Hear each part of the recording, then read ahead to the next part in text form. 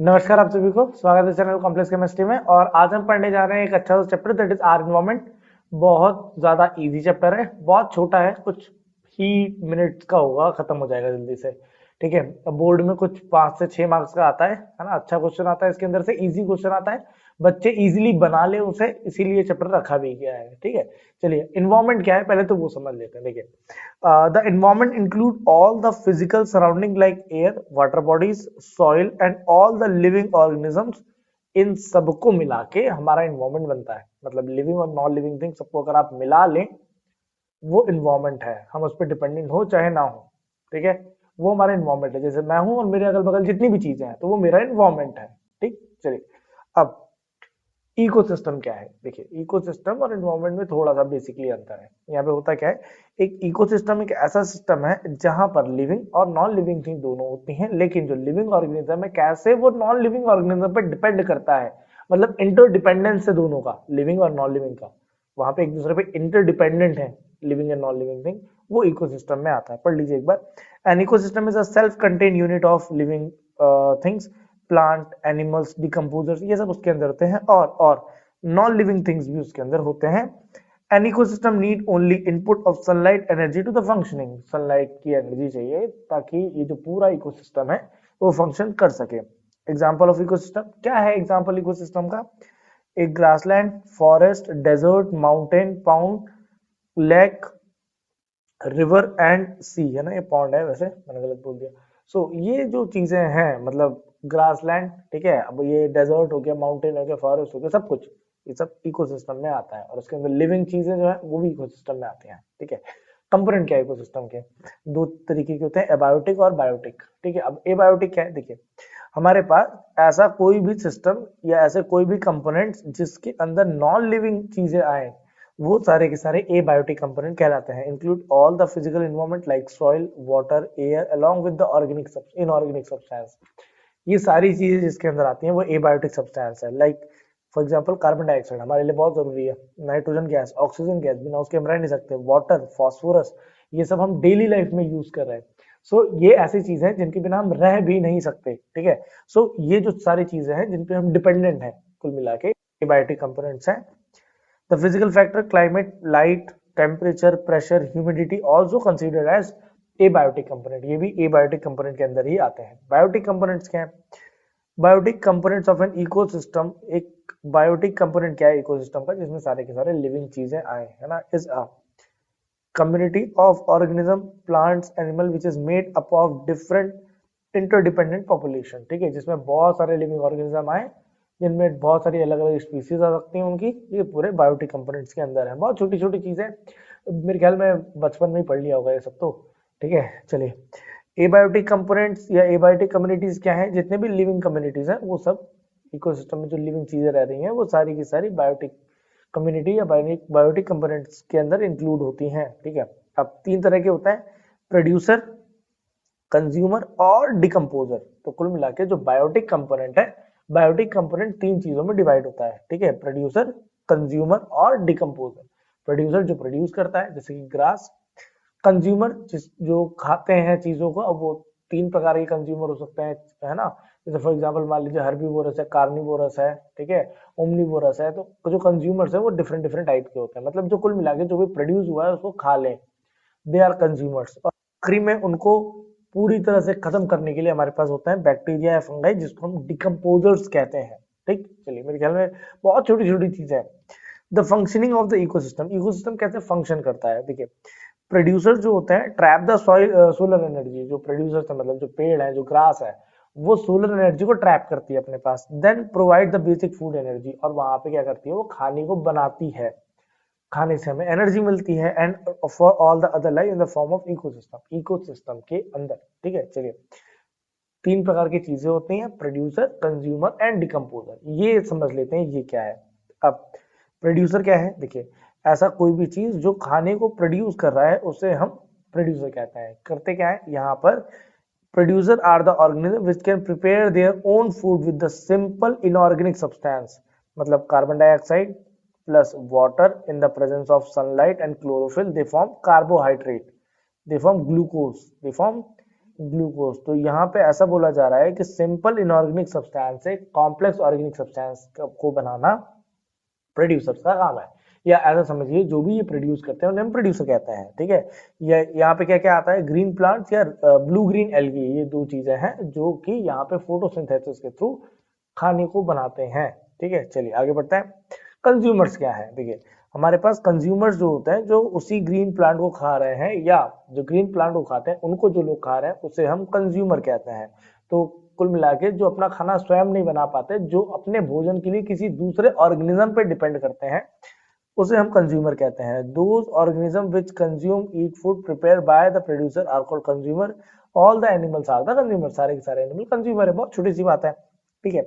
यहाँ पे consumers are further divided into herbivores, जो सिर्फ ग्रीन प्लांट्स या प्लांट प्रोडक्ट्स पे डिपेंड करते हैं अपने भोजन के लिए, उसे हम हर्बीवोरस कहते हैं, ठीक है। वही दिया हुआ है कार्निवोरस। कार्निवोरस क्या है, देखिए ऐसा कोई भी ऑर्गेनिज्म जो सिर्फ किसी दूसरे एनिमल पे डिपेंड होता है अपने फूड के लिए, ठीक है, उसके मांस पे डिपेंड होता है, वो खा लेता है।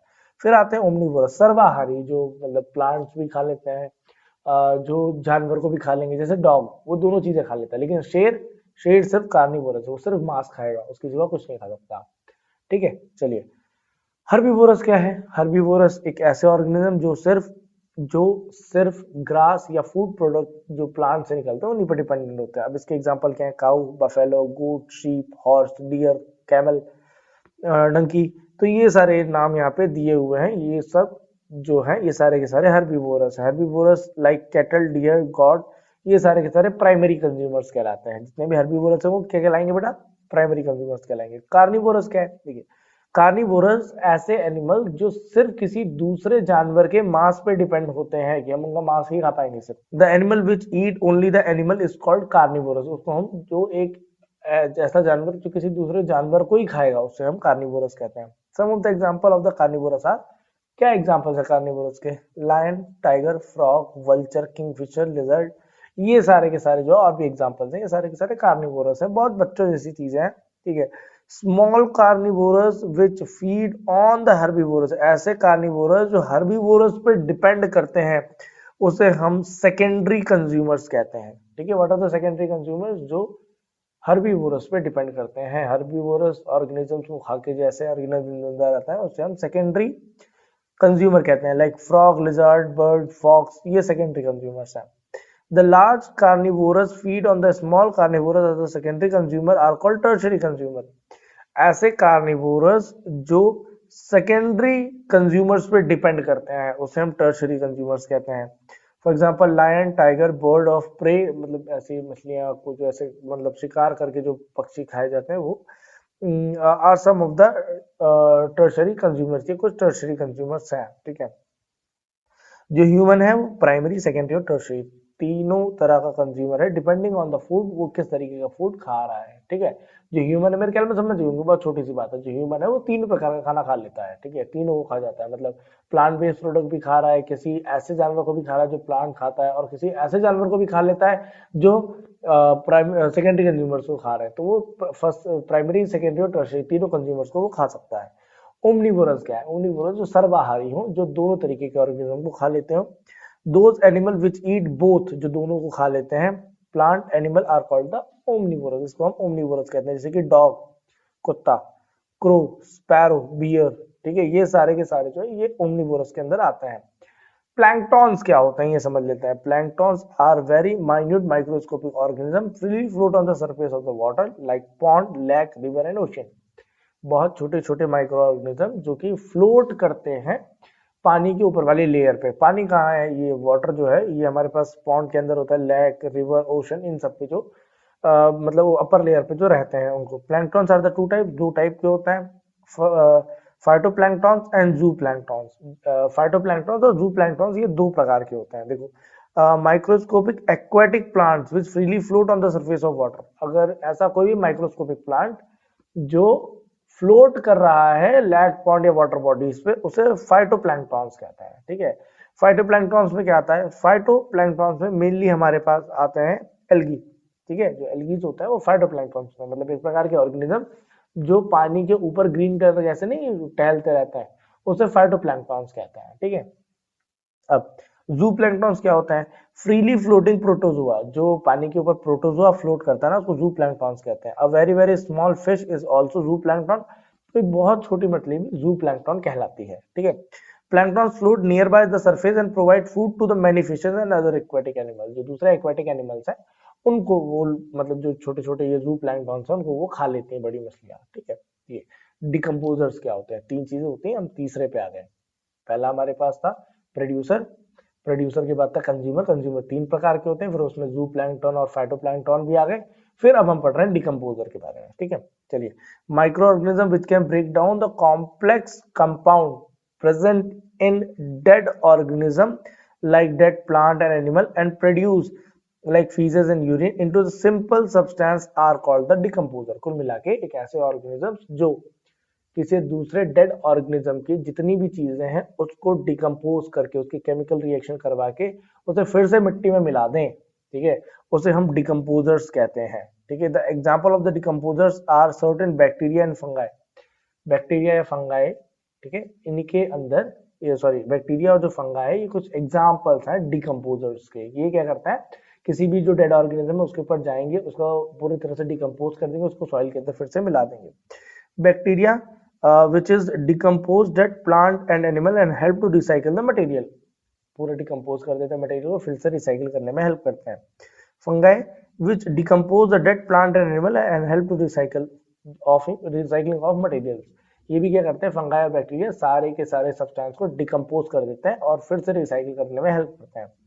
इंपॉर्टेंस ऑफ डिकम्पोजर, क्या इंपॉर्टेंस है डिकम्पोजर का? देखिए, जो डिकम्पोजर्स होते हैं वो हेल्प करते हैं decomposing dead bodies of plant and animal, hence act as a cleansing agent of the environment.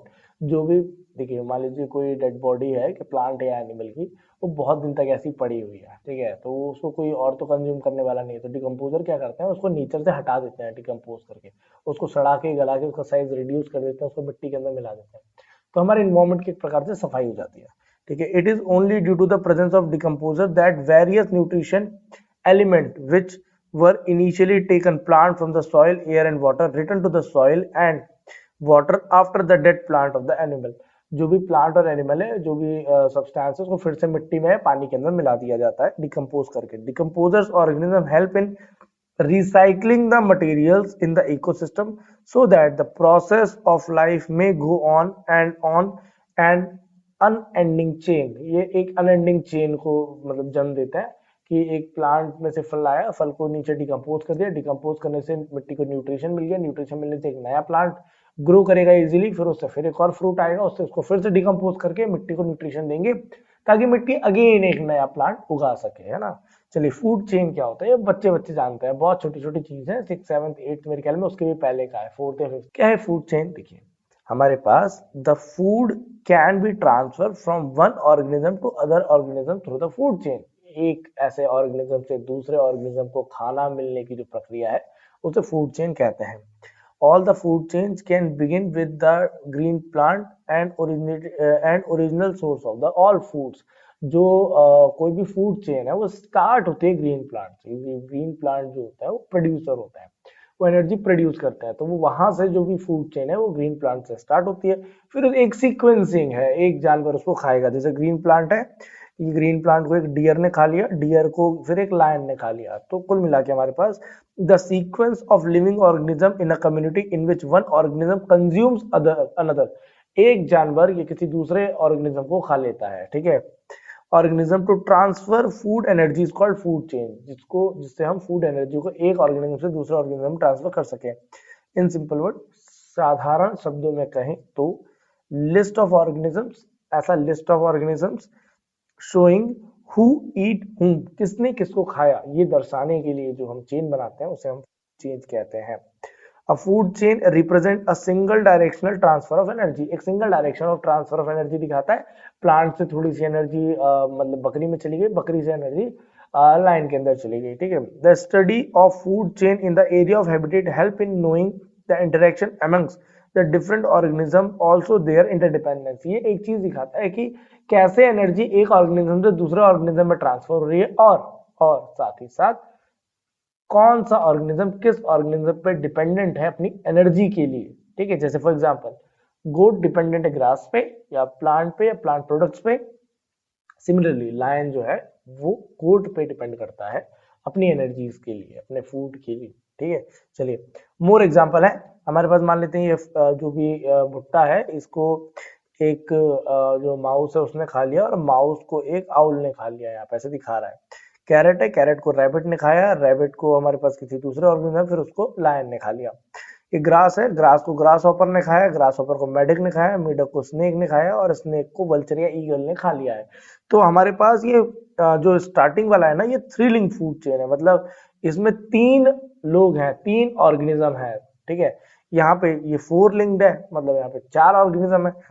फिर उसके बाद ये 5 लिंक फूड चेन है, मतलब यहाँ पे 5 ऑर्गेनिजम्स हैं। ठीक है, चलिए अब दिया हुआ फूड वेब। फूड वेब क्या है, देखिए the interconnected of the food chain operating an ecosystem which establish a network of relation between the various species. देखिए फॉर एग्जांपल ऐसा है कि जब बहुत सारे फूड चेन्स आपस में लिंक हो जाती है ना, उसे हम फूड वेब कहते हैं।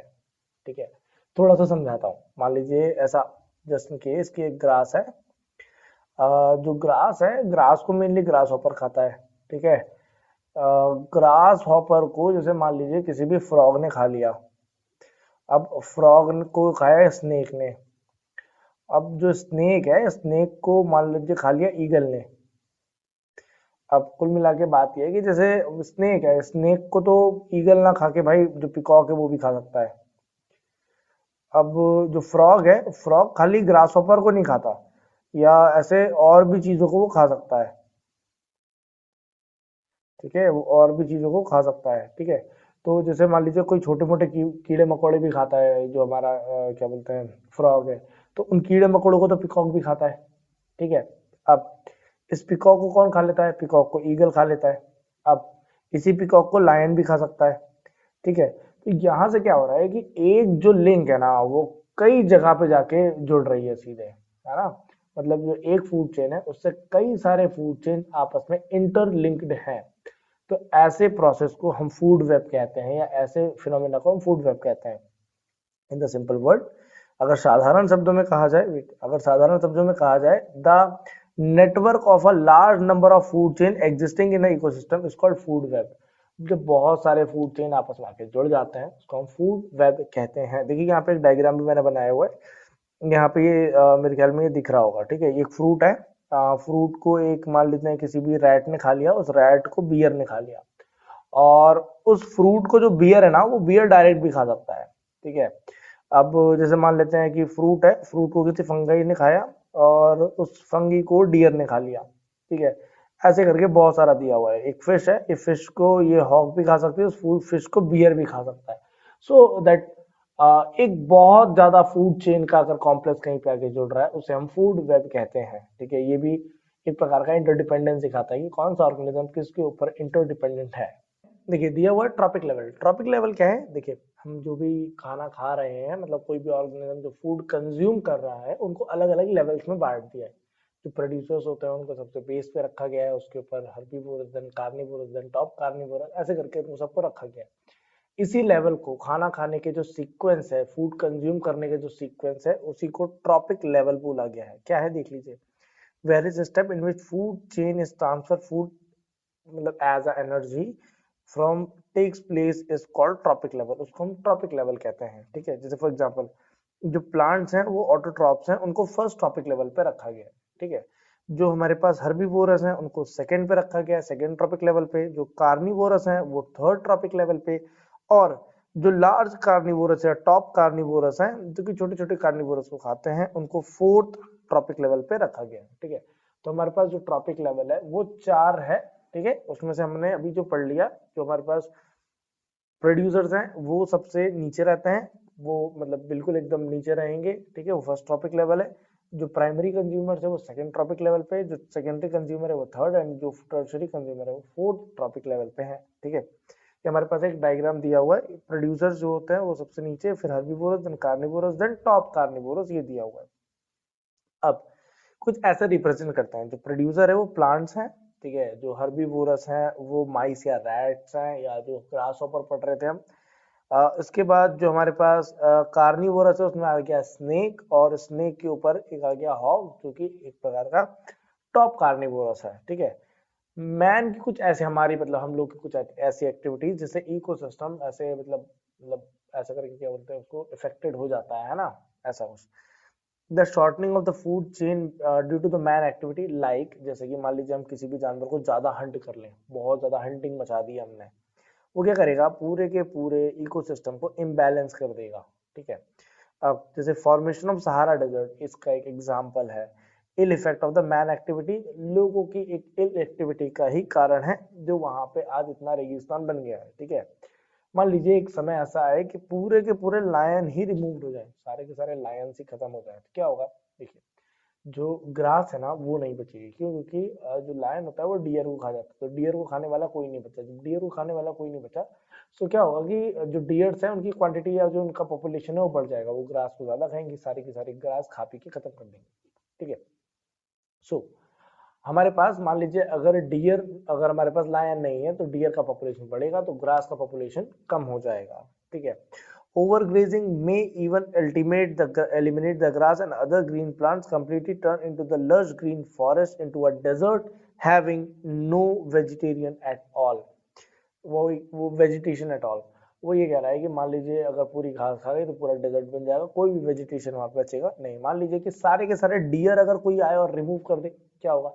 देखिए कुल मिला के बात यह है कि इम्बैलेंस हो जाएगा वहां पे, है ना। डियर को अगर हम रिमूव करेंगे तो जो हमारे पास शेर है उसको खाने के लिए कुछ नहीं बचेगा, है ना। डियर जैसे एन एग्जाम्पल, मान लीजिए डियर की क्वांटिटी पूरी हट गई तो हमारे पास शेर जो बेचारा है उसके पास खाने के लिए कुछ भी नहीं बचेगा। ऐसे ही सारे के सारे प्रोड्यूसर निपट जाए, देखो ऐसा है, ऐसा कभी नहीं करना।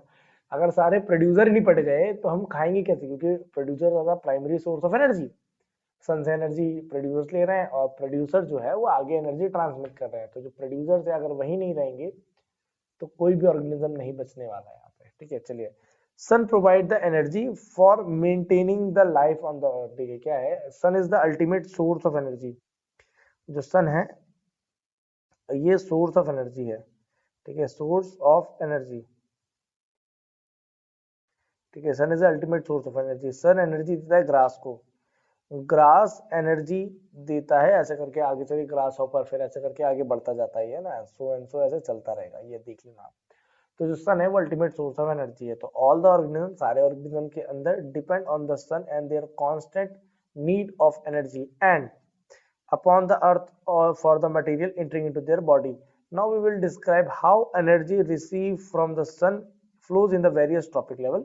कैसे सन से एनर्जी अलग अलग ट्रॉपिक लेवल पे जाती है। देखिए फूड क्या है, एक प्रकार का केमिकल एनर्जी है। तो जो एनर्जी का ट्रांसफर है ना वो केमिकल एनर्जी होता है। कभी भी पूछा जाए कि एनर्जी कैसे ट्रांसफर हो रही है एक जगह से दूसरी जगह, तो वो केमिकल फॉर्म में ट्रांसफर होती है, केमिकल एनर्जी के फॉर्म में ट्रांसफर होती है, ठीक है। इसके बाद transfer of energy in the food chain. Food chain में कैसे एनर्जी ट्रांसफर होता है? Food chain is in community actually represent the step wise transfer of the food and the energy contain in a food. कैसे energy जो food के अंदर है वो ट्रांसफर हो रही है एक स्टेप से दूसरे स्टेप। पहला स्टेप देखिए होता है कि about 1% of sun's energy falling on the leaves. जो भी सन अपनी टोटल एनर्जी दे रहा है उसका 1% एनर्जी वो एब्जॉर्ब कर लेता है या यूटिलाइज कर लेता है, ठीक है, फॉर द फोटोसिंथेसिस। और जो भी केमिकल एनर्जी है फूड की उसको ट्रांसफर कर देता है। फॉर एग्जांपल ये सन है, सन में से जो लाइट निकल रही है सोलर एनर्जी देगा कहाँ पे? प्लांट की लीफ पे। इसका 1% जो भी मान लो इसने एनर्जी दी है उस एनर्जी का 1% एनर्जी लीफ अपने अंदर एब्जॉर्ब कर लेगा, ठीक है। फिर वहां से जो एनर्जी है वो हर्बीवोरस के अंदर जाएगी, ठीक है। अब आगे बढ़ता है, देखो सेकंड स्टेप क्या है। The plant are eaten up by the herbivores, जो herbivores जो प्लांट को खा लेता है। The chemical energy stored in the plant food, जो प्लांट फूड है उसके अंदर वो एनर्जी जो स्टोर है, ठीक है, वो transfer with the food to the herbivores. Plant के एनर्जी अंदर एनर्जी स्टोर थी वो हर्बीवोरस के पास चली जाएगी। The herbivores utilise this energy, herbivores इस एनर्जी को यूटिलाइज करेगा, मेटाबोलाइज करेगा उसकी एक्टिविटी को रेस्पिरेशन करने के लिए और जिससे कि वो अपना ग्रोथ कर सके। Some of the energy however remain utilized in release herbivorous heat as the acidic environment। देखो क्या होता है कि जो भी एनर्जी, देखो जो 1% एनर्जी है सन से जो 1% ऑफ एनर्जी मतलब लीफ पे जितनी एनर्जी आ रही थी उसका 1% जो एनर्जी है वो लीफ में या प्लांट के अंदर एब्जॉर्ब हो गया। जो भी एनर्जी, मान लो यहाँ पे प्लांट के अंदर 10,000, मान लो 1 लाख एनर्जी यहाँ पे लीफ के अंदर है, तो यहाँ पे कोई भी अगर हर्बीवोरस ऑर्गेनिज्म है, अगर हर्बीवोरस ने इसको खाया, ठीक है, मान लीजिए इसको मान लो किसी भी ग्रास हॉपर ने खाया, तो ग्रास हॉपर के अंदर यहाँ पर 1 लाख में से 10,000 एनर्जी ग्रास हॉपर के अंदर जाएगा। मान लो ग्रास हॉपर को फ्रॉग ने खा लिया, तो फ्रॉग के अंदर 1,000 एनर्जी जाएगी। फ्रॉग के बाद मान लो फ्रॉग को स्नेक ने खा लिया, तो स्नेक के अंदर, एक मिनट, स्नेक के अंदर मात्र 100 एनर्जी जाएगी। तो ऐसे, तो कहने का मतलब ये है कि सिर्फ 10% एनर्जी ही ट्रांसफर होती है एक ऑर्गेनिज्म से दूसरे ऑर्गेनिज्म में, ठीक है। थर्ड स्टेप, एनर्जी को ना ही क्रिएट किया जाता है ना ही डिस्ट्रॉय किया जाता है, बस वो एक ऑर्गेनिज्म से दूसरे ऑर्गेनिज्म में कन्वर्ट हो जाता है या चला जाता है। It is continuously transfer in the from one trophic level to another trophic level, एक ट्रॉपिक लेवल से दूसरे ट्रॉपिक लेवल में वो चला जाता है, ठीक है। अब each trophic level some of the energy is utilise, कुछ एनर्जी यूटिलाइज हो जाती है, metabolise for the respiration and the growth, इसके लिए, and the part of energy in the each trophic level is utilise for the functioning of the decomposer, ठीक है, decomposer की functioning के लिए कुछ बच जाता है। There is a loss of energy. अब जब एक लेवल से दूसरे लेवल तक एनर्जी जाती है तो कुछ एनर्जी तो ट्रांसफर हो गई, लेकिन कुछ एनर्जी हीट के फॉर्म में लॉस भी हो जाती है। तो जो एनर्जी है वो एक लेवल से दूसरे लेवल पे जा तो रही है, यूटिलाइज तो हो रही है, बट कुछ एनर्जी हीट के फॉर्म में लॉस भी हो जाती है। डिकम्पोजर एंड डिके ऑर्गेनिज्म, ठीक है, तो यहाँ पे जो डिकम्पोजर और जो डिके ऑर्गेनिज्म है उनमें कुछ एनर्जी चली जाती है और कुछ एनर्जी हीट के फॉर्म में लॉस हो जाती है, ठीक है। चलिए आगे बढ़ते हैं। आगे दिया हुआ है trophic level organism which goes into the environment and remain unutilised, जो कि एनवायरनमेंट में चली जाती है और यूटिलाइज नहीं रहती है। Flow of material in ecosystem cyclic but flow of energy is unidirectional, मतलब जो भी हमारे पास एनवायरनमेंट में फ्लो हो रहा है ना चीजों का, वो साइक्लिक है। जैसे एग्जांपल फिर दे देता हूँ, प्लांट में से मान लीजिए कोई भी फ्रूट गिरा, फ्रूट जो है वो सॉइल के अंदर जाएगा, डिकम्पोज होगा, जो एनर्जी है वो प्लांट के जो सॉइल है उसमें दे देगा, फिर सॉइल में नया प्लांट जब हम ग्रो करेंगे तो वो एनर्जी प्लांट को मिल जाएगी और प्लांट फिर से एक नया फ्रूट बना लेगा। तो ये एक जो हमारे पास साइक्लिक प्रोसेस है, ठीक है। लेकिन जो फ्लो ऑफ एनर्जी है वो यूनिडायरेक्शनल है, मतलब जो एनर्जी फ्लो होती है वो एक ऑर्गेनिज्म से दूसरे ऑर्गेनिज्म में अगर फ्लो हो रही है, मतलब ए ऑर्गेनिज्म से अगर बी ऑर्गेनिज्म में एनर्जी जा रही है तो बी से ए में एनर्जी नहीं आ सकती, यूनिडायरेक्शनल है। देख लेते हैं। The same material are used again and again, the material are not lost in the environment, environment में loss नहीं होता। So the flow of material like water, carbon and nitrogen in the ecosystem is said to be cyclic, इसलिए उसको हम cyclic कहते हैं। The flow of energy in the ecosystem is unidirectional, जो flow of energy है ecosystem के अंदर वो unidirectional है, मतलब एक ही डायरेक्शन में एनर्जी का फ्लो होता है। The flow of energy in the ecosystem is said to be unidirectional because, क्योंकि the energy lost as heat from living organism to the food chain cannot be reused by the plant for the photosynthesis। वो ये कह रहा है कि जो भी energy loss कर दी है एज अ हीट, जो हमने इन्वायरमेंट में एज अ लॉस कर दी है, उसको हम फिर से फोटोसिंथेसिस के लिए यूज नहीं कर सकते। जो एनर्जी हीट के फॉर्म में लॉस हो जा रही है उस एनर्जी को हम वापस से यूज नहीं कर सकते हैं, ठीक है। 10% लॉ मैंने पहले बता दिया आपको। 10% लॉ क्या है, देखिए, only 10% of energy is entering from a particular trophic level of organism is available to transfer to the higher trophic level। Trophic level 1 से ट्रॉपिक लेवल 2 तक सिर्फ 10% एनर्जी ही ट्रांसफर होती है, ठीक है। देखिए यहाँ पे एक एग्जांपल दिया हुआ है कि एक सन है, सन के पास मान लीजिए जैसे 10,000 जूल एनर्जी वो लीफ पे फॉल कर रही है, उसका 1% सिर्फ जाने वाला है ग्रास के पास या प्लांट के पास, तो 1,000 का 1% मतलब सिर्फ 10 जूल एनर्जी जाएगी प्लांट के पास। 10 जूल एनर्जी का 10% मतलब हमारे पास सिर्फ 1 जूल एनर्जी जाएगी डियर के पास, और उसमें से भी 1% मतलब 0.1% जूल, 0.1 जूल एनर्जी जो है वो जाएगी लाइन के पास। तो ये हमारे पास जो ट्रॉपिक लेवल है उसमें सिर्फ 10% का लॉ है, ये मतलब 10% ही एनर्जी ट्रांसफर होती है एक लेवल से दूसरे लेवल पे, ठीक है। चलिए यहाँ पे सब्सटेंसेस के बारे में दिया है। सब्सटेंसेस किस टाइप के होते हैं, एक होता है बायोडिग्रेडेबल, एक होता है नॉन बायोडिग्रेडेबल। अब बायोडिग्रेडेबल और नॉन बायोडिग्रेडेबल क्या है थोड़ा समझ लेते हैं। बहुत आसान चीज है, देखिए, ऐसा कोई भी वेस्ट मटेरियल जो कि इजीली ब्रोक हो जाता है नॉन पॉइजनस सब्सटेंस में नेचर के अंदर, ठीक है, उसे हम बायोडिग्रेडेबल सब्सटेंस कहते हैं। किसके थ्रू ब्रेक होता है, ये माइक्रो ऑर्गेनिजम्स के एक्शन के थ्रू ब्रेक होता है। मतलब एनवायरमेंट के अंदर ऐसा कोई भी सब्सटेंस जो कि किसी भी वेस्ट सब्सटेंस को डिकम्पोज कर दे, काट दे with the help of micro organism और उसे मिट्टी में मिला दे, that are called biodegradable substances. ठीक है, कैटल डंक, किसी भी मतलब जो कैटल है उसका डंक है ना, common example are the biodegradable substance. Compost is a manure made up of decay vegetable stuff, जो वेजिटेबल स्टफ होते हैं उससे कंपोस्ट बनाते हैं, वो भी इसका ही एग्जांपल है। Another example are animal bones, leather, tea leaves, wool, paper, wheat, ये सारे के सारे जो हैं ये एक प्रकार के बायोडिग्रेडेबल सब्सटेंसेस हैं। नॉन बायोडिग्रेडेबल सब्सटेंस क्या है? जो कि आसानी से या बिल्कुल भी नहीं, ठीक है, ब्रेक होते हैं, ब्रेक डाउन होते हैं, मतलब और छोटे सब्सटेंस के अंदर नेचर में, उसे हम नॉन बायोडिग्रेडेबल सब्सटेंस कहते हैं। For example DDT. डीडीटी क्या है? डीडीटी इज डाइक्लोरो डाइफिनाइल ट्राइक्लोरोइथेन, एक प्रकार का केमिकल है जो कि मच्छरों को मारने के लिए, भगाने के लिए ही यूज किया जाता था बहुत साल पहले।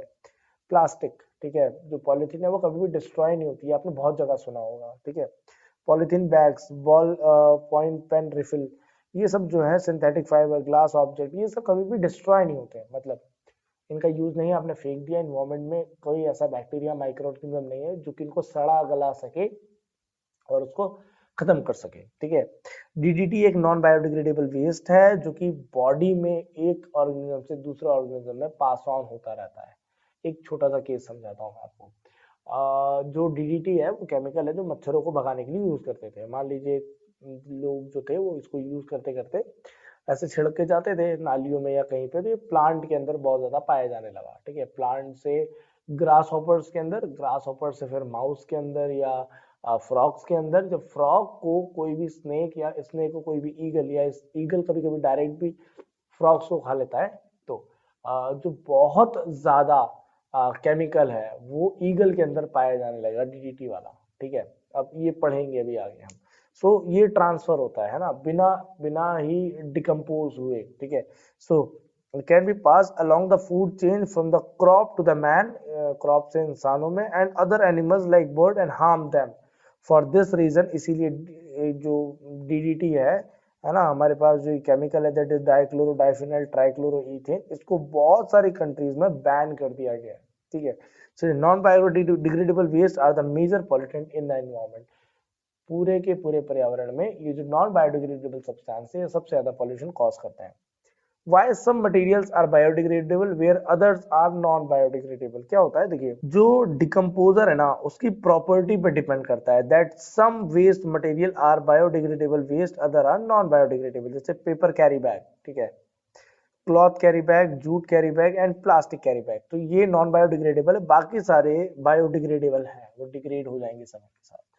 Y number of trophic levels in the food chain is limited? क्यों ही लिमिटेड है? देखो क्या होगा, अगर बहुत ज्यादा नंबर रख लेंगे ना आप, तो एनर्जी ट्रांसफर कैसे करेंगे? फॉर एग्जांपल मान लेते हैं ग्रास है, ठीक है, ग्रास में एनर्जी है 2000 जूल। अब 2000 जूल से जो एनर्जी है वो ग्रास हॉपर में जाएगा, तो ग्रास हॉपर में सिर्फ 200 जूल एनर्जी जाएगा। ग्रास हॉपर के बाद मान लीजिए फ्रॉग जो है, फ्रॉग के अंदर जब एनर्जी जाएगा तो वो सिर्फ 20 जूल जाएगा। फ्रॉग के बाद जैसे ही वो स्नेक में जाएगा, स्नेक में सिर्फ 2 जूल एनर्जी जाएगी। और इसके बाद वही सेम एनर्जी जब ईगल के अंदर ट्रांसफर होगी, वो सिर्फ 0.2 जूल होगा।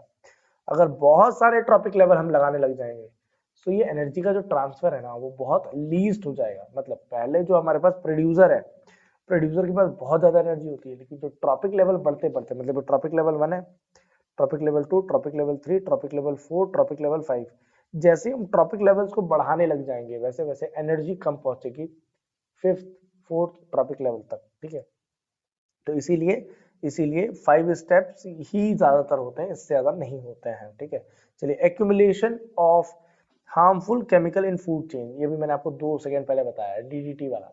ठीक है, क्या है वो समझा देता हूँ। क्या होता है कि हमारे पास जो भी पेस्टिसाइड्स होते हैं, वो जो हम खेतों में छिड़कते हैं, उनमें हार्मफुल केमिकल्स होते हैं। वो हार्मफुल केमिकल जब कोई भी जानवर खाता है या इंसान खाता है, तो उसके अंदर वो केमिकल एक्यूमुलेट होने लग जाता है और उसके कारण होती हैं बीमारियां। ठीक है, इसी को हम कहते हैं बायोमैग्निफिकेशन।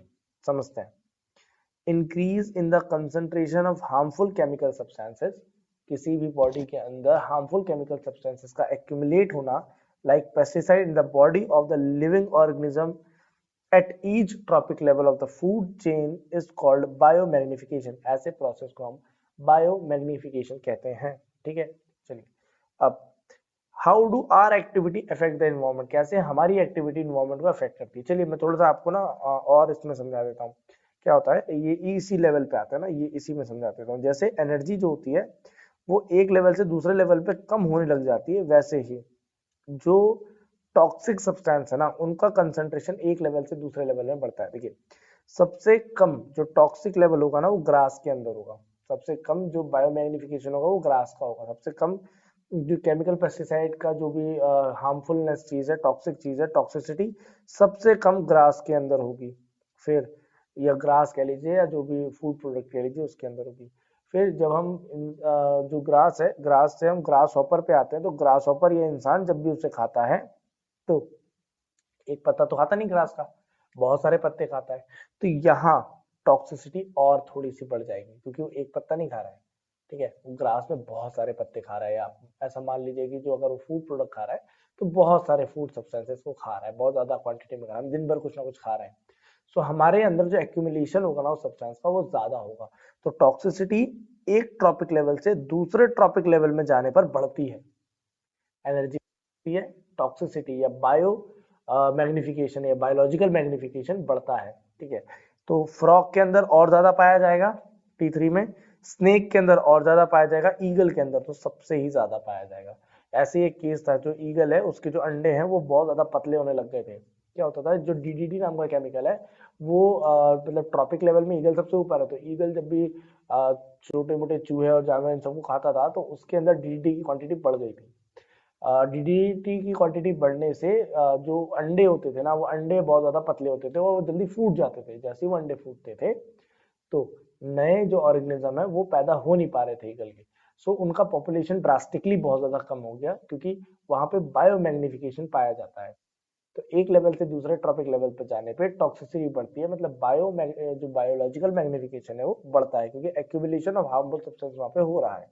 अब how do our activity affect the environment, कैसे हमारी एक्टिविटी इन्वायरमेंट को अफेक्ट करती है। ठीक है, अब ये देखते हैं ना, जैसे हम पॉल्यूशन बहुत ज्यादा कर रहे हैं, ग्लोबल वार्मिंग बढ़ा रहे हैं, कुछ केमिकल्स ऐसे यूज कर रहे हैं जिसके कारण डिप्लीशन ऑफ ओजोन लेयर होता है।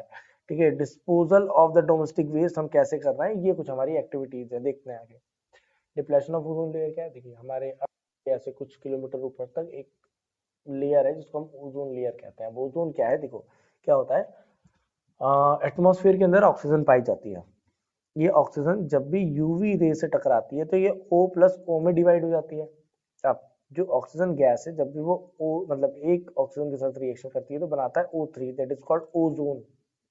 ठीक है, उसको हम क्या कहते हैं बेटा, ओजोन कहते हैं। तो ओजोन एक लेयर है जो कि हमें यूवी लाइट से बचाती है, जो कि हमें अल्ट्रा वायलेट रेज से बचाती है। अल्ट्रा वायलेट रेज क्या करती है, अल्ट्रा वायलेट रेज हमारे मतलब ऐसे बॉडी में स्किन कैंसर कॉज कर सकता है अगर वो डायरेक्ट हम उसके कांटेक्ट में आते हैं। हमारे आंखों का कॉर्निया खराब कर सकता है, हमारा इम्यून सिस्टम खराब कर सकता है, हमारी जो बॉडी है उसको डिटोरिएट कर खराब कर सकता है ना, हमारी बॉडी पे है ना बहुत सारी ऐसी बीमारियां आ सकती हैं उसकी वजह से।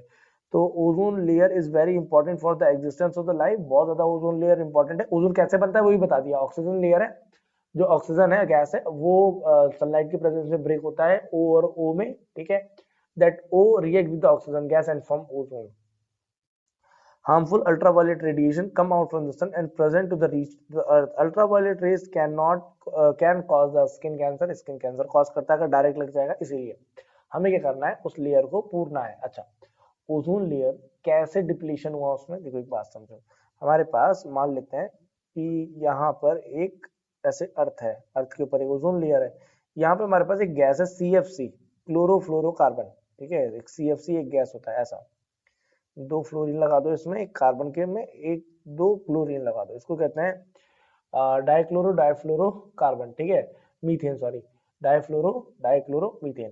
सो हमारे पास यहाँ पे क्लोरोफ्लोरोकार्बन जो है वो एक प्रकार की गैस है, वो जाती है यहाँ पे इस ओजोन गैस से रिएक्शन करती है, रिएक्शन करने के बाद वहां पे थोड़ा सा डिप्लेशन कर देती है, थोड़ा सा होल बना देती है। ठीक है, उसी होल में से जो यूवी लाइट है वो एंटर कर जाती है हमारे अर्थ के अंदर। ठीक है, नेक्स्ट टॉपिक दिया हुआ है managing the garbage we produce, जो गार्बेज हम प्रोड्यूस कर रहे हैं उसको कैसे मैनेज किया जाता है। गार्बेज क्या है, बेसिकली जो चीज हमारे काम की नहीं है वो गार्बेज है, ठीक है। अब the household waste is called the garbage, जो चीज हमारे काम का नहीं बचा वो आखिरी में गार्बेज है कुल मिला के। क्या क्या हो सकता है वहाँ पे, ये कुछ 4-5 मेथड्स दी हुई हैं, ये अब हम आगे पढ़ने वाले हैं, ठीक है। चलिए, पहला है रिसाइकिल। जो भी चीज हम यूज नहीं कर रहे हैं, जो हमारे लिए वेस्ट है, उसको रिसाइकिल करने के लिए भेज दिया जाता है। Solid waste like paper, plastic, metals, इन सभी चीज को रिसाइकिल करने के लिए कंपनीज में वापस भेजा जाता है। Waste paper is sent to the paper mill where is reprocessed from to form a new paper once again, ठीक है। द ब्रोकन प्लास्टिक, जो भी प्लास्टिक बैग है, बकेट है, बॉल है, कप, प्लेट, जो भी है, जो भी चीज है, उन सबको प्लास्टिक इंडस्ट्री भेज दिया जाता है, फिर से रिप्रोसेस होने के लिए, मेल्ट करते हैं, फिर से एक नया आर्टिकल बनाते हैं।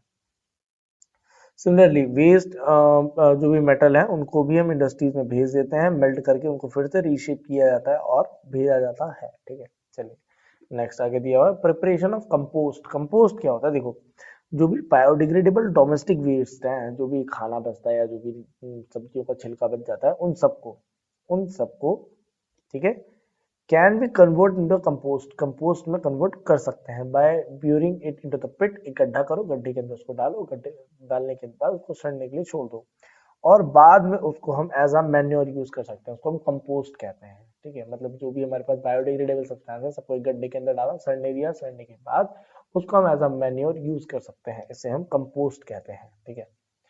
इंसिनरेशन, अब इंसिनरेशन क्या है वो समझ लीजिए। करते क्या है, जो भी हमारे पास सब्सटेंस है उसको, वेस्ट मटेरियल को जला देते हैं।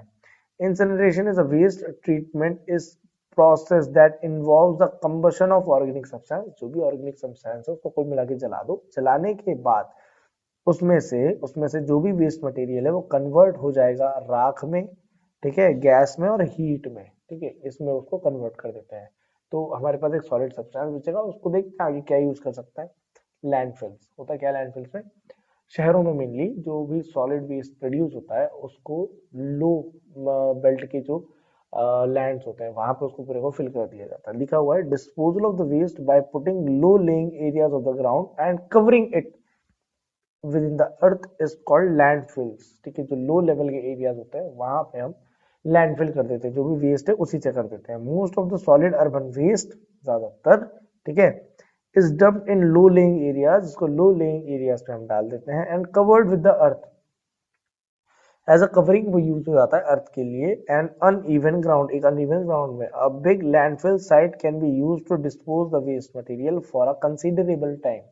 एक अच्छे खासे टाइम के लिए हम उसको वहां पर डिस्पोज करते हैं।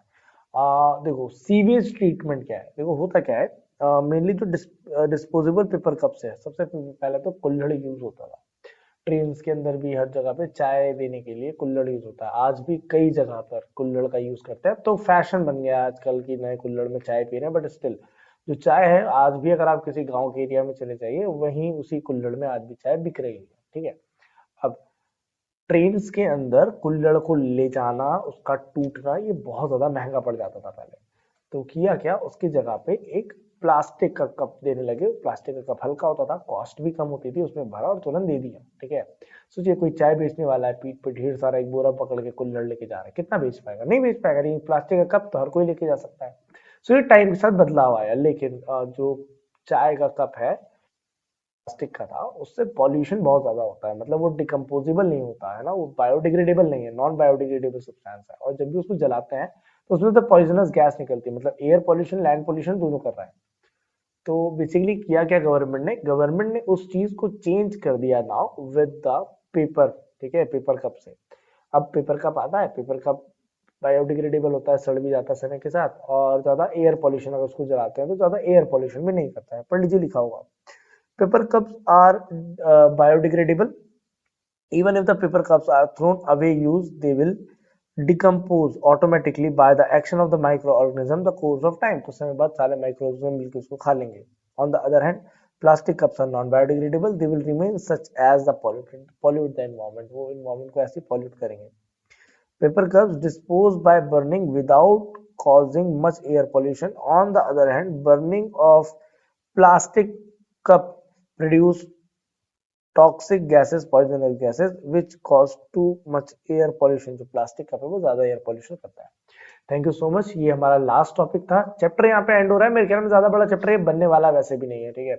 इसके भी कुछ इंपॉर्टेंट क्वेश्चंस है ना, हम एक सीरीज फॉर्म में लेके आएंगे, उसको डालेंगे, उसको भी आप जरूर देखिएगा। Thank you so much.